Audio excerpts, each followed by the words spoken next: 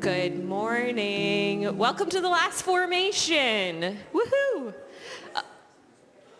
And then I'm going to wait for a second. Okay, tonight, if you haven't seen, tonight is what is called Plaid Tiding. It's our end of semester celebration.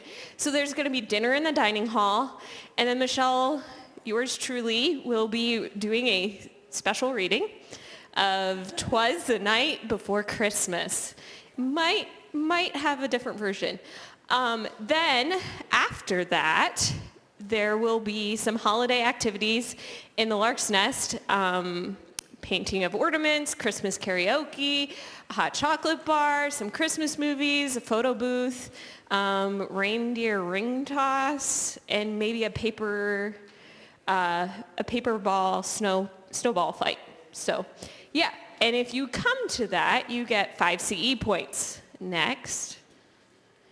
The very last thing of the evening is at 11 p.m. You'll go to the Wichita Ice Center and go ice skating. Sound good? I will definitely not be at ice skating. That's way too late. It's past my bedtime. Also, the last time I was ice skating was for that event, and I had a mod mate who was from Alaska who thought it'd be funny to knock me down every single time he came by. So when you're tall and you have to hit the ice a lot, it sucks. So you guys have fun ice skating. Okay, let's talk a little bit about dorm closings and some procedures, because we're going to do some things a little bit different this year than we have in years past. So first off, dorms officially close on Friday, December 15th at 9:30 a.m. Okay?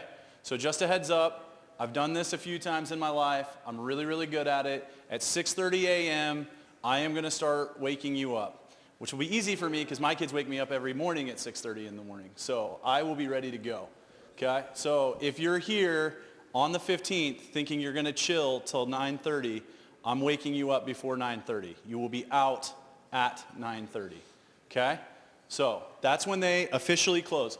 They reopen Tuesday, January 9th at 9 a.m. Okay? So don't buy your plane ticket for the 8th. It'll be awkward because you won't be able to get in. Okay? The 9th at 9 a.m. Okay? The only exception to that are basketball players who are coming in early, but that is it. Okay? Okay. Next week, though, we still would like folks to sign up for a checkout time. This is not like checking out like at the end of the year. This is just simply so that we can make sure that all the things happen that we want to, like windows get locked, things get unplugged, doors are locked, like things are secure. McKenna had sent out an email earlier this week, so make sure you look for that email. Just Google her or put your name in the Gmail, pop it up, go sign up for a time. This will take you 5 minutes, okay? Everyone needs to do it. Even if your roommate is staying later than you, we would like to know that you have left. We'd like to know who's here, who's not here. That's just good for us to know. So make sure you sign up for a checkout time, okay? It won't take very long, okay? If you are leaving really, really early, you're like, hey, my flight is at 7, so I'm leaving at 4:30.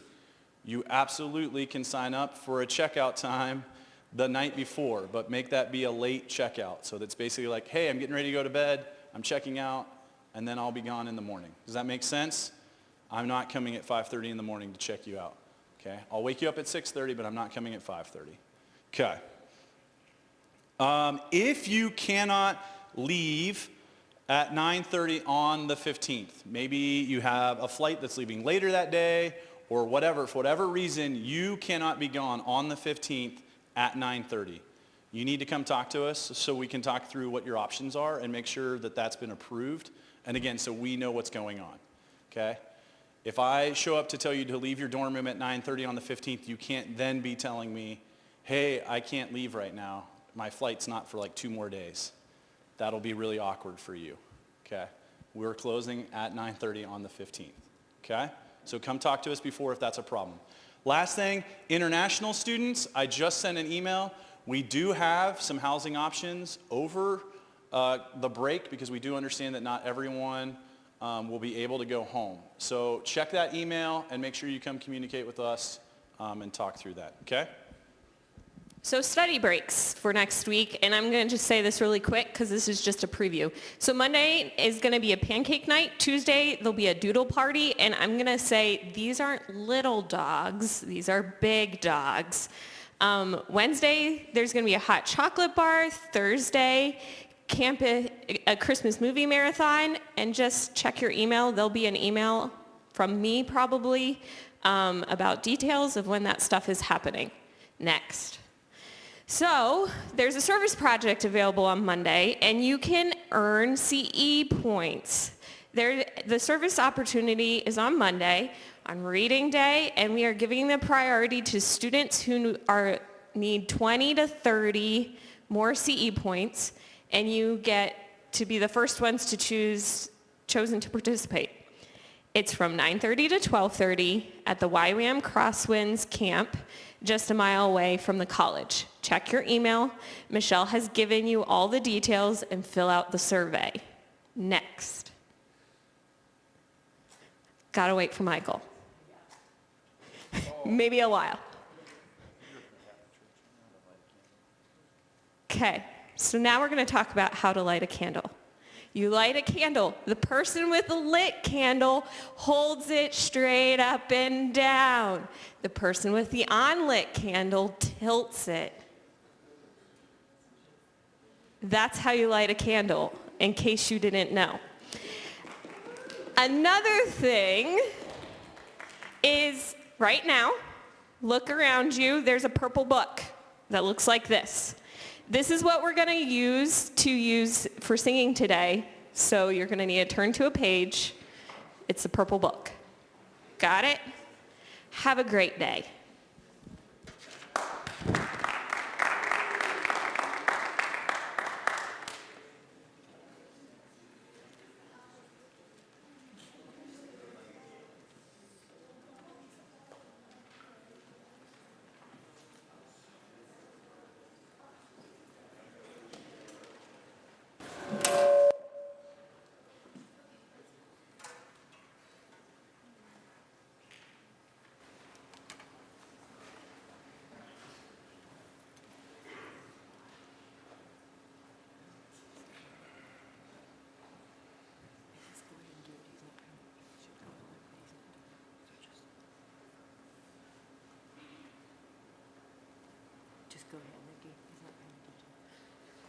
In those days, a decree went out from Emperor Augustus that all the world should be registered.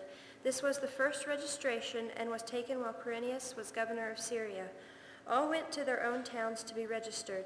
Joseph also went from the town of Nazareth in Galilee to Judea, to the city of David called Bethlehem, because he was descended from the house and family of David. He went to be registered with Mary, to whom he was engaged and who was expecting a child. While they were there, the time came for her to deliver her child. And she gave birth to her firstborn son, and wrapped him in bands of cloth, and laid him in a manger, because there was no place for them in the inn. Times were hard that Christmas during the Depression of the 1930s, when William was 12 years old. Everywhere across the country, men traveled in search of work. They begged food, slept wherever they found shelter, rode boxcars, led on always by the hope that in some next town they would find a job and money to send wives and children back home. Some families lost their homes and traveled in broken-down cars, trusting to the kindness of strangers to keep on going. Outside the prairie was covered with snow. Toward 11 o'clock, William ventured out of the warm farmhouse kitchen up the dark stairway to his cold bedroom. Swiftly, he stripped down to his long johns, dived between the icy sheets, and pulled the covers over his head. Curled into a ball like a hibernating animal, he breathed and breathed until he felt warm enough under the blankets to relax and stretch out. William enjoyed watching himself fall asleep, going back over the events of the day and seeing them slowly turn into new life in his dreams. In school that day, his class had begun rehearsing for the annual Christmas concert. And heaven and nature sing, and heaven and nature sing. The words of the carol still rang in his head. And at Sunday school that week, the teacher had retold the Christmas story of a child born to a Jewish family 2,000 years ago, far away across the sea in a little town called Bethlehem. He was a very special child. That is why, even though he was born in a stable, all kinds of people came to see him. The skies opened, and choirs of angels sang, "Glory to God in the highest, and peace to all with goodwill." As drowsiness came over William, the nativity story got mixed up with his history and geography lessons, and he had his first Christmas dream. It was about the far north, perhaps because his nose protruded from the bed covers and breathed the cold, crisp air in the bedroom. Throughout that December when he was 12, he had these Christmas dreams. A few were long, others were more like pictures that flashed on very briefly, but they all started and ended with these questions. If it happened there, why not here? And if it happened then, why not now? The Holy Family is Eskimo. Against a deep black sky, the northern lights play, and the perpetual night of outer space is pricked with the sharp jabs of a million stars. In a seal hunter's half-igloo shelter sit a woman and child. The child is playing with a roly-poly husky pup. Nearby, a fur-clad man is tending some sleigh dogs. Around his head, a strange light flickers. It also surrounds the faces of the mother and child. A surge of excitement fills William as he recognizes the Holy Family, the simple, saintly Joseph, the Virgin Mary, gentlest of mothers, and the infant Jesus, the Son of God himself. William feels an urge to sing in celebration of the scene, but the words of the carol come out jumbled, and Arctic nature sings, and Arctic nature sings. He sees himself asleep at the edge of the dream, and he wants to wake himself up so that he will remember forever the picture and the joy it brought him. Turn your books to number 240. 240, Joy to the World. We'll sing verses 1 and 2.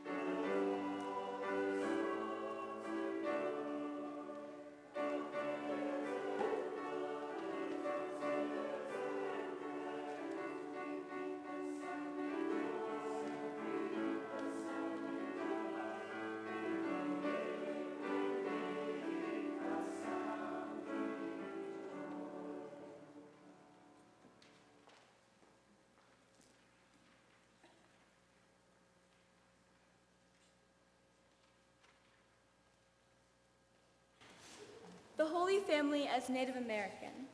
In that school day, they learned a carol written by an early missionary for the Huron First Nations people in their own language. William knew it only in English. It was the moon of wintertime when all the birds had fled. That mighty Gitche Manitou sent angel choirs instead. Before their light, the stars grew dim, and wondering hunters heard the hymn, Jesus, your king is born. Jesus, Ahatanai. This song was running through his head that night as a picture began to appear of a native trapper's hut in a northern spruce forest. Outside, a man is stretching and scraping a skin.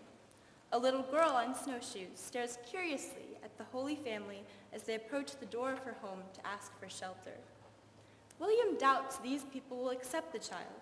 Many cruel things have been done to the native peoples by men who had his name on their lips, but not in their hearts. Will that be forgiven now? Then William realizes there is nothing to forgive, for the Holy Family standing at the door were First Nations people too, just as the family inside.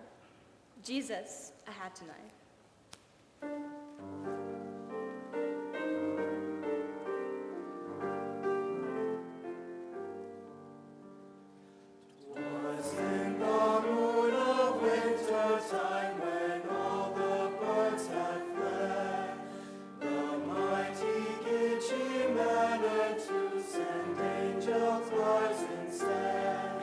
Before their light the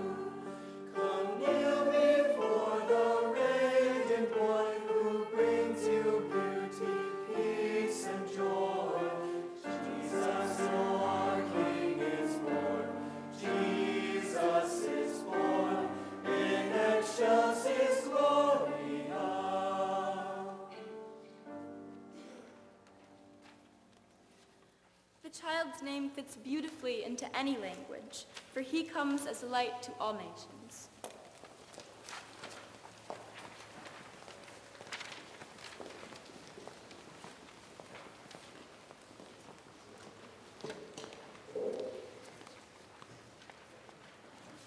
A truck driver's charity.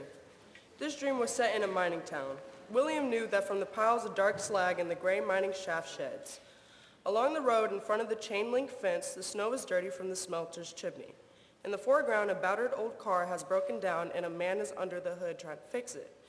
There's a special light playing about him and about the mother and child in the car. A truck rolls by. William doesn't expect it to stop and is surprised when it pulls up a few yards down the road. The driver gets out and, carrying a toolkit, walks up to Mary and Joseph. Did he realize who he was helping? William wondered. Perhaps it didn't matter. Would not the child one day himself proclaim, "Believe me that when you've done it to one of the least of these my sisters and brothers, you have done it unto me"?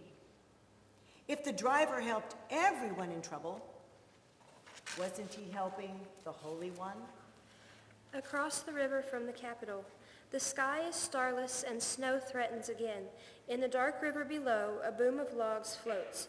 Across the river, a light shines in the tower of the Capitol, announcing to the country that its representatives are inside deliberating. As William fumbles his way through the trees in this dream, he almost trips over the body of a young man in a green army sleeping bag. He now recognizes himself as the young man Bill, trying to save money by sleeping in the open. Before he has a chance to study Bill closely, he sees a light approaching. He hides to watch what will happen. It is Mary carrying a kerosene lantern in one hand, her other arm free to cradle her child. She stops when she sees the sleeping figure and kneels beside it, putting her lamp down. She lets the child stretch forth his little hand and gently touch the forehead of the sleeper. Bill frowns and mumbles, "Buzz off, will you?" He is proud of his young manhood, proud of going where he pleases, proud of owing no one anything. "That can't be me. I'll never reject him," William cried out so loudly he woke himself up. In his dream, he wanted everyone to recognize and accept the child. But was he really ready to give up his dream of independence?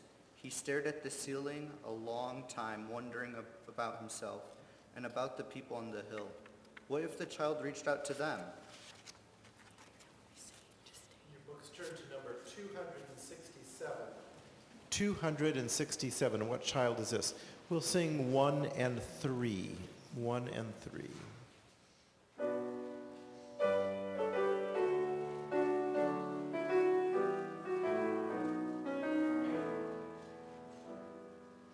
What child is this who laid to rest on Mary's lap is sleeping, whom angels greet with anthems sweet, while shepherds watch are keeping? This is Christ the King, whom shepherds guard and angels sing. Haste, haste to bring him, Lord, the babe, the Son of Mary. So bring him incense, gold, and myrrh. Come, peasant king, to own him.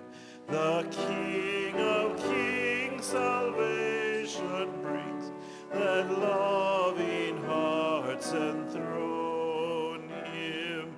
Raise, raise the song on high, the Virgin sings her lullaby. Joy, joy, for Christ is born, the babe, the Son of Mary. The crib in the garage. This dream put William in a small country town across from a filling station and a garage. Grain elevators looming against the faint light of early dawn tell him he is in the west. There's been a light snowfall and it is very cold. The Holy Family stop at the only motel in town, hoping to spend the night there. Sorry, says the man at the desk, pointing to the no vacancy sign. Business is usually slow in the winter, but it's Christmas travel time, you know. Joseph next stops his truck for gas just before closing time and asks the service station attendant if he knows where they can stay. You're welcome to put up right here if you like. It's not much, I know, but at least you'll be warm. The town is still asleep. Only William stands outside, mindless of the cold, watching the Holy Family through the paneled panes of the garage door. The child is sleeping peacefully in the car cot, and Mary and Joseph are chatting quietly. So it is true, what they say about the Western hospitality, William rejoiced, remembering the scene, and then as an afterthought, strange, I never thought of a garage as being as beautiful as a building. Flight into a far country. William knew this would be his last dream. On the first Christmas, Joseph dreamed of an angel who told him to flee to a far country. Now the Holy Family is preparing to flee William's country too. They've been given a horse and a buggy by a community of devout farming families. They're off now and seem to be taking the warmth with them as they disappear into the blowing snow. William had grown fond of them as he'd followed their fortunes throughout his country. Now he tries to run after them, to beg them to stay, but his legs sink deeper into the snow and he cannot move. He calls to them in a panic, "Please don't go." This time he is heard. Their compassionate words float back to him through the blizzard. "We will return one day, when you are ready to receive us with undivided love." William woke shivering. His running in his dream had kicked the bed covers to the floor, but the warmth of their parting promise left them with enough peace to go back to restful sleep. In his dreams, William had always felt sorry when the Holy Family appeared and were not recognized or helped. Yet he was no readier than the people in his dreams to receive them if it meant giving up his dream of independence.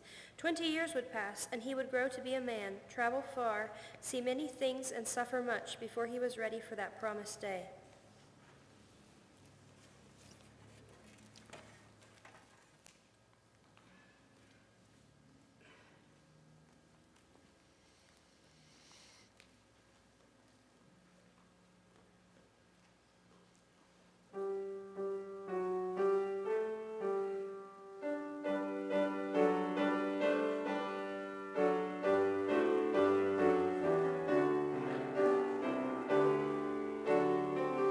I invite you to stand.